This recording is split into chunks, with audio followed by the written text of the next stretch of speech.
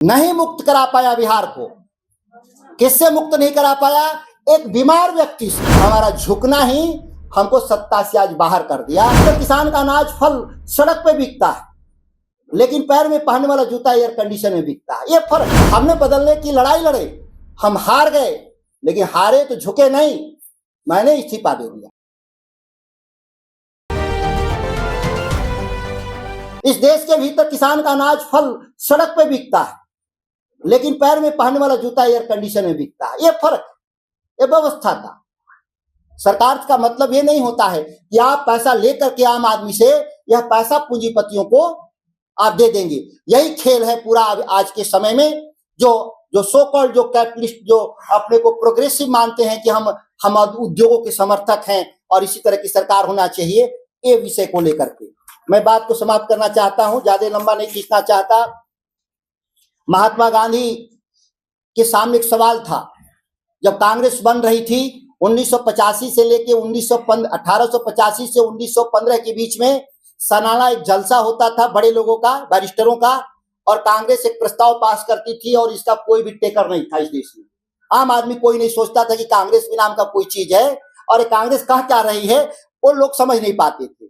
महात्मा गांधी आते हैं तो केवल कांग्रेस को और आम जन को जोड़ देते हैं, तब कांग्रेस के एजेंडे बदल जाते हैं। महात्मा गांधी एक कांग्रेस, तीन कांग्रेस है, एक आजादी से पहले वाली कांग्रेस, एक आजादी के बाद वाली कांग्रेस और एक 69 के बाद वाली कांग्रेस। तीनों कांग्रेस अलग है।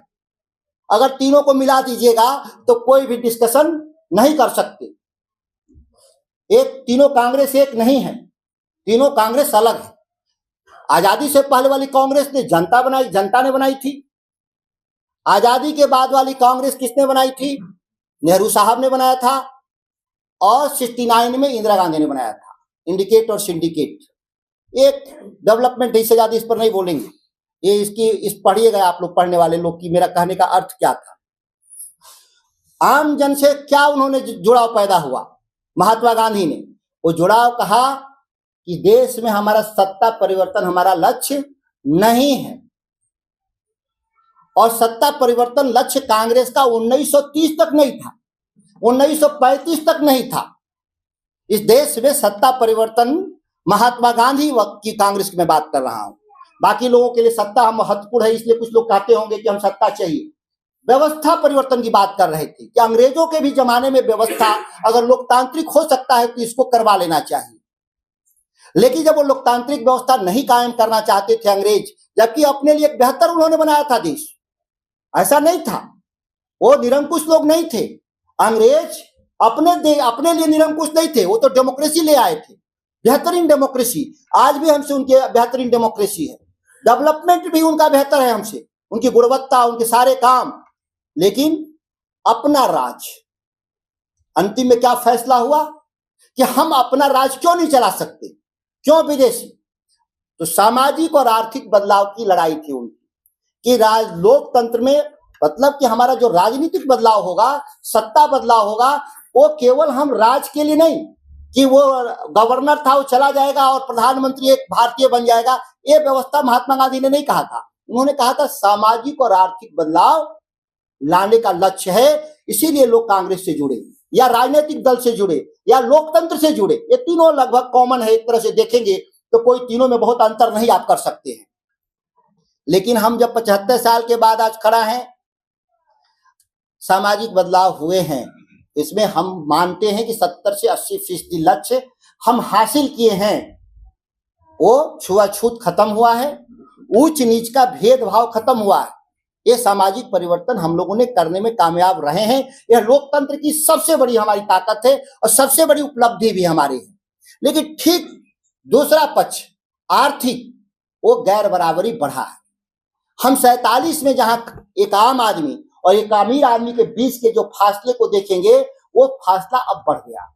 अमीर आदमी के पास पैसे ज्यादा चले गए और गरीब आदमी के पास पैसे कम हुए हैं। ये हमारी विफलता है 75 साल के लोकतंत्र की।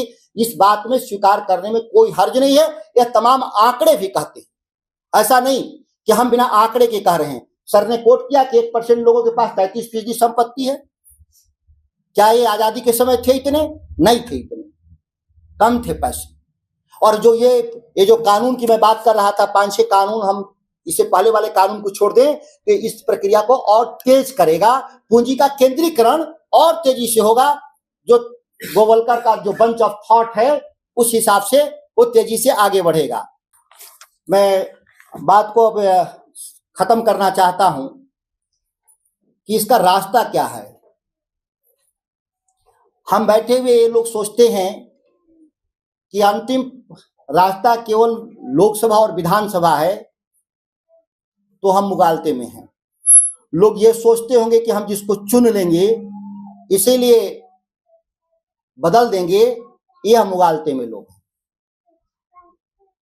हमको सिविल सोसाइटी जिसकी चर्चा किया था विद्यार्थी जी ने, मजबूत करना होगा। विश्वविद्यालय से लेकर के जो ग्रामीण अर्थव्यवस्था के संचालक जो तत्व हैं, किसान मान लीजिए, मोदी जी को पहली बार डिफीट किसने दिया? किसान आंदोलन ने।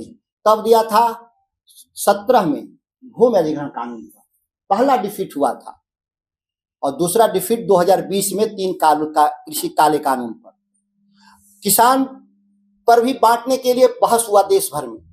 ये जो किसान जो हैं, ये अमीर किसान हैं, ये जमींदार किसान हैं, ये आढ़ती किसान हैं, और पूरा नैरेटिव बिल्ड किया गया। सत्ता पक्ष के ही नहीं, विपक्ष में बैठे लोगों को किसान समझ में नहीं आता कि किसान होता क्या है।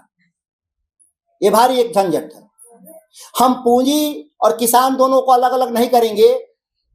जो खेत है मेरा वो एक पूंजी है, लेकिन जो किसानी हो पूंजी नहीं, वो एक अलग चीज है। किसान किसान होता है, कितने बीघा का किसान है महत्व नहीं रखता। वो 1 बीघा का किसान चाहे 1000 बीघे का किसान, किसान किसान है। और इस देश में किसानों पे सीलिंग लाए गए, जो लाना भी चाहिए था। कितनी बड़ी आबादी को हम एक किसी खास वर्ग समूह को हम ज्यादा जमीन नहीं छोड़ सकते थे, लेकिन यही सीलिंग तो पूंजी पर भी लगना था ना। इस 75 साल में एक व्यक्ति का देश में नाम बता दे कि पूंजी पर किसी ने सवाल खड़ा किया हो कि ये सीलिंग होना चाहिए, कितना से ज्यादा किसी के पास पैसा नहीं होना चाहिए। ये सीलिंग कौन लगाएगा? और जब तक हम ये नहीं लगाएंगे, हम इसी पूंजी बात की, लोकतंत्रीकरण की बात कर रहे थे जो हेनरी फोर्ड ने कहा था, जब तक हम इसको नहीं नियंत्रित करेंगे, हम कोई सरकार बनाते बिगाड़ते रहेंगे। हम बैठे हुए आपस में लोग कल सरकार बदलने वाले लोग हैं, लेकिन जो नई सरकार आएगी वो क्या करेगी, यह अभी तय करना हमारा काम है। हम अगर नहीं तय करते हैं तो सरकार बदलने का क्या मतलब? कल वो सरकार में थे, आज मैं सरकार में हो जाऊंगा। मैं भी कृषि मंत्री बिहार का बना था, लोग कहते थे चलने दो, मैं कहता था ऐसे नहीं चलेगा। जिस तरीके से चल रही है नीतीश की सरकार, हमने बदलने की लड़ाई लड़े, हम हार गए, लेकिन हारे तो झुके नहीं। मैंने इस्तीफा दे दिया। झुक भी सकते थे, समझौता कर लेते। कई नौकरशाहों ने मुझसे कहा, कई नेताओं ने कहा कि राज मुबारक हो, हम इस राज के खिलाफ हैं। तो आज हमारा झुकना ही हमको सत्ता से आज बाहर कर दिया। एंटी इनकम्बेंसी पूरा चीज हमारे पर लद गया। वो बच निकलने में कामयाब हुए थे, जो बेईमान लोग थे वो बच निकले, आज वापस सत्ता में आ गए। हम लोग दोषी नहीं होते हुए भी दोषी साबित हुए, और आज हम सत्ता परिवर्तन में हम नहीं कर पाए। इस विफलता को भी मैं स्वीकार करता हूं व्यक्तिगत तौर पे। इसलिए हम पार्टी पर नहीं आरोप लगाते, सब लोग मिलकर अच्छा किया होगा। मैं मानता हूं कि हमने नहीं मुक्त करा पाया बिहार को। किससे मुक्त नहीं करा पाया? एक बीमार व्यक्ति से।